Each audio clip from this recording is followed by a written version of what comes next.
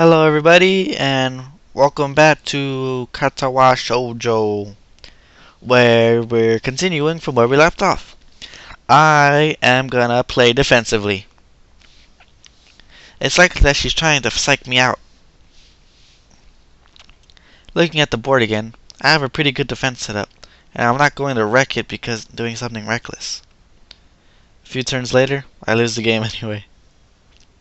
Shizune adjusts her glasses victoriously and allows herself to intensively pump a fist in the air. Celebration. What is this, Jersey Shore? Hmm? Wehehehehe. Shiz-chan, you lost when you allowed me to take North America. I mean, Shiz-chan, not me. Hmm? Getting control of North America is ambitious because it provides a 5 army bonus. But you can attack it from 3 fronts, so you must defend them all. Hmm? I thought you'd have more guts. How disappointing. Ambitious, Chan. Your play needs to be more daring. Ambitious. Hmm? I was really excited when you took South America. Hold on, let me adjust myself. And by adjust myself, I don't mean anything dirty. I was really excited when you took South America, but when you switched to playing defensively just because you gained a small advantage, that's no good, Chan.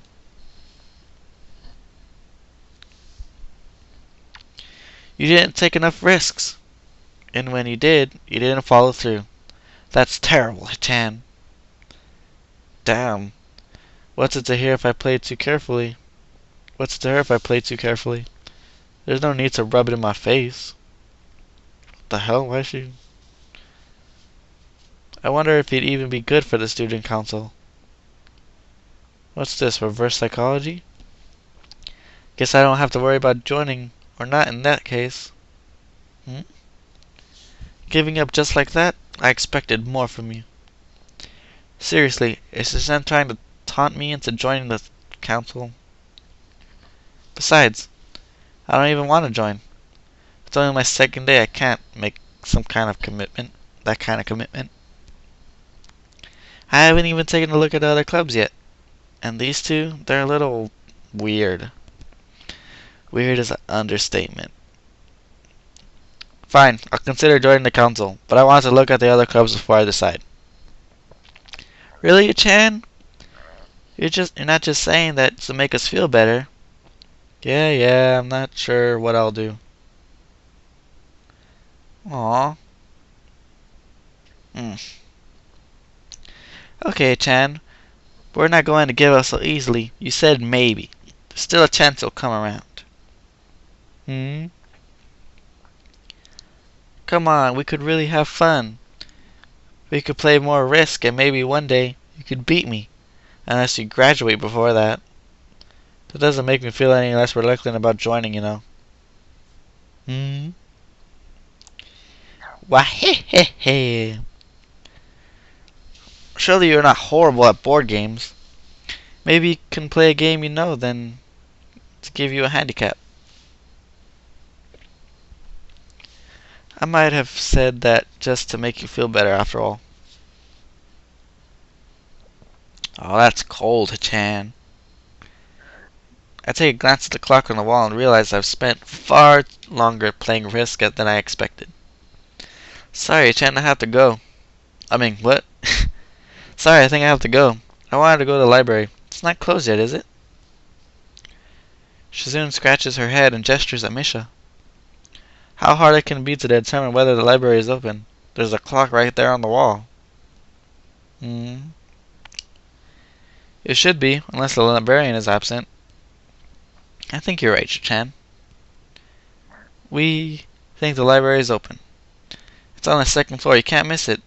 Don't you want us to show you where it is? No thanks, it's okay. See you tomorrow. Bye. One flight up the stairs and I run into problems. The second floor hallway is a carbon copy of the third floor one. White, of course, and plain, like any like only hallways can be. The problem is that the library whereabouts are not as easily determined as one would think.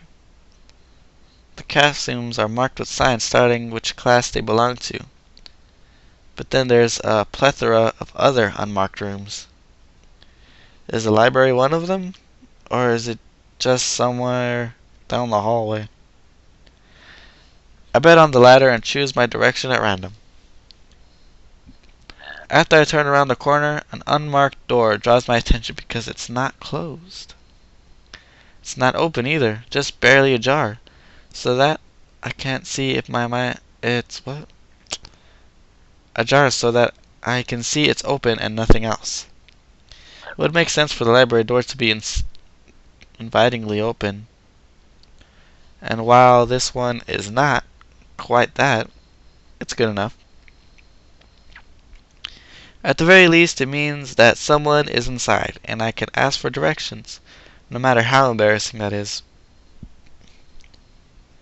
I gingerly push the center of the door with my fingertips, every muscle in my arm ready to pull back at any moment's notice. The feeling of being an outsider to this school can't be shaken from my mind, so much that I instinctively fear doing something wrong by entering. The door slowly creaks as if groaning from a deep sleep, though it's much easier to open than I anticipated. Leaning over and poking my head even further inside to gain sight of the room as fast as possible, the meek "hello" on my lips is quickly snatched away. Oh, who's this lady? Huh? This is not what I expected. I mindlessly let the door open to its full extent, taking in the sight of the solitary figure taking center stage in the otherwise abandoned room. The situation steals my voice, leaving me standing in the door staring at the beautiful girl. Yeah, she's pretty. She's pretty.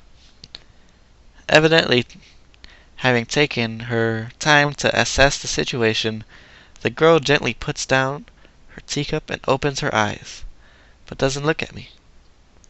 "Hello there, may I help you?" Staring directly in front of herself, the movement of her lips seemed to break the silence rather than the words. However, it's soft, measured voice that reminds me she's being separate from the room itself.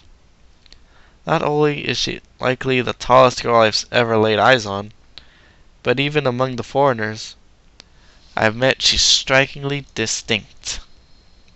Hold on, let me drink some water.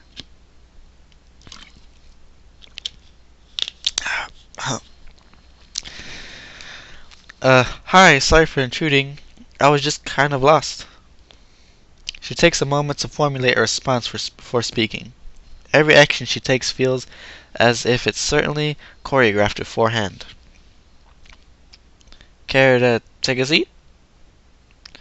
Unexpected, considering I'm intruding upon her. How weird. Thanks. I slowly step towards another seat opposite her, the girl resting the teacup and saucer on the wooden table in between. The way she doesn't track my movements with her hand is telling, that, and the slight cloudiness to her eyes means she might at least be partially blind, like Kenji. Come to think of it, her voice doesn't have a detectable accent either. I guess she must be half Japanese. As I take a seat, her composure takes me slightly off guard. Her air of relaxed confidence makes the silence entirely comfortable. The calming atmosphere is so different from the student council office. I take it you're a new student to Yamako? Yeah, I just transferred in yesterday. I get the distinct feeling that my speech patterns don't match the formality of hers. Accentuated by her restrained bow of greeting,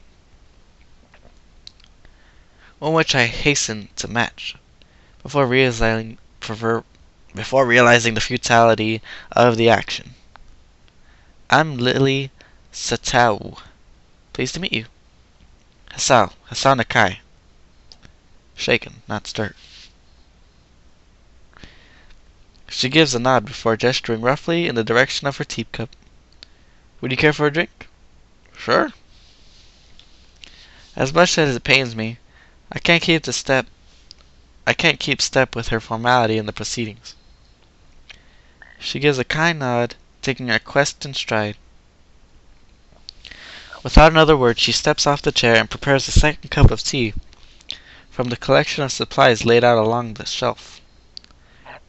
A brush here, a brush there, her left hand often slightly touching the side of whichever container she's pouring into. It seems to be a process she's followed dozens of times before. As I lean sideways to see around her back, she seems to use her long, dainty fingers to measure the right amount of water in the cup. It's one thing to see the different disabilities the students in my class have, but it's quite another to see how everyone seems to adapt. Shijun and Misha have no problem working together to communicate to me, and Lily herself seems to have workarounds for problems I've never thought of. While I feel slightly guilty about her doing the work, she seems pleased to follow the correct process of offerer preparing the drink. So, her soft voice brings me out of my silent observation. Which room were you looking for? It's not often this classroom is visited after school. The school library. Shizun and some classmates told me it was on this floor. She finishes pouring water into the teacup and she nods. A small metallic tapping coming from the teacup indicates it is being stirred. I'm aware of Miss Hakamichi, as are most students. To be with them means you're in class 3-3, no? That's right, in the science room with Muto. She gives a small giggle before setting down the teaspoon and slowly walking towards the table, teacup and saucer in hand. He's quite a character. I imagine you'll come to like him. Most do. Where's my tea? As she sets down the tea, I gently take it and have a sip. I'm really more of a coffee person, but this seems like a rather bad moment to bring it up. Nonetheless, the smell's quite nice. I hardly think it's hard to be choked down. Thanks, Satao. It tastes really nice. She smiles and quickly waves her hand in front of her face. Please, there's no need to be too formal. She seems this in spite of her exceedingly well-bred speech. Oh well. I guess I should try and ask her about herself, as she really does seem as if she's catering to me. So which class are you from? I imagine it's one of those third-year classes? Correct. I'm in 3-2, which is on the third floor, same as yours. It's taught by Miyagi, and specifically for partially blind students. I see.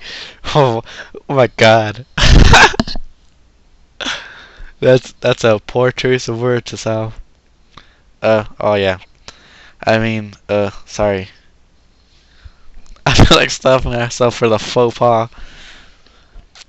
Looking at her face, though, she doesn't seem in the least bit put off by it.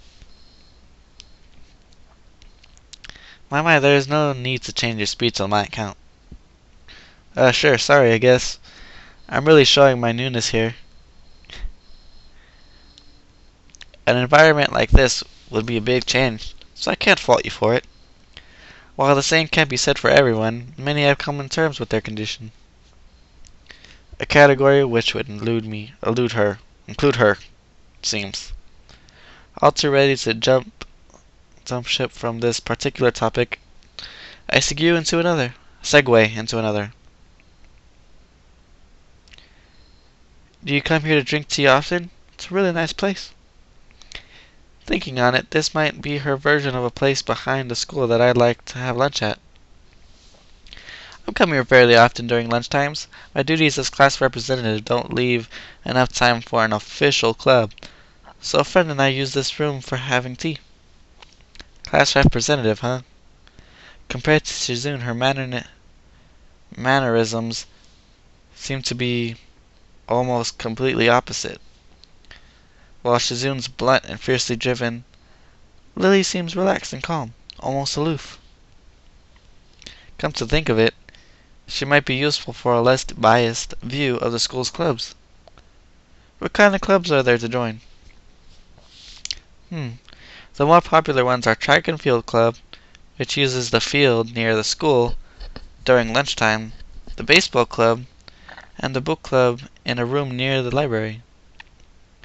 There are also numerous small ones too, those such as art, music clubs.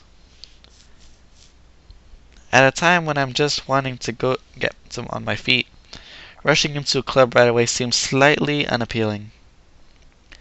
I wonder if the school shares the same rules as my old one. Is it compulsory to join a club? It isn't, though it is encouraged. Ah, good. That's a relief. I've really let down my guard around this girl to let such a thing slip out. The fact seems to slightly amuse her.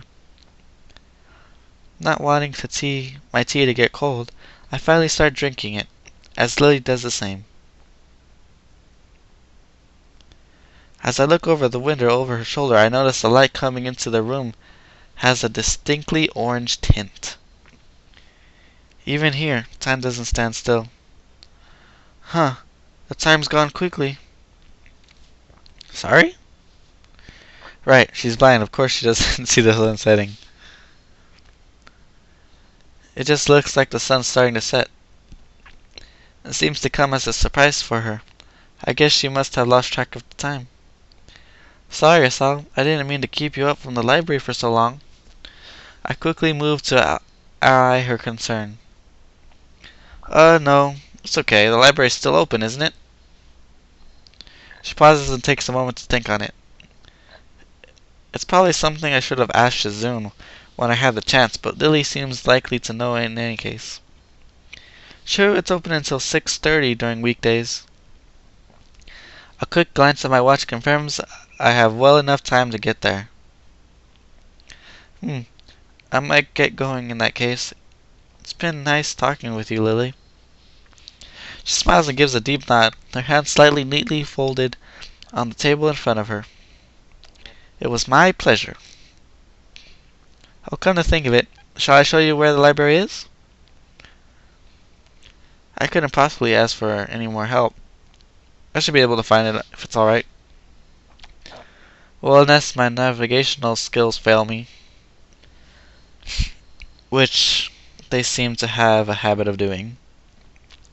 It's alright. I was going to be talking to the librarian there in any case. I could introduce you. This gets better and better. It's pretty hard to deny her offer. If you're sure, then that would be great. Thanks. Well, I think this is enough for this episode, so I'll continue this later. Bye.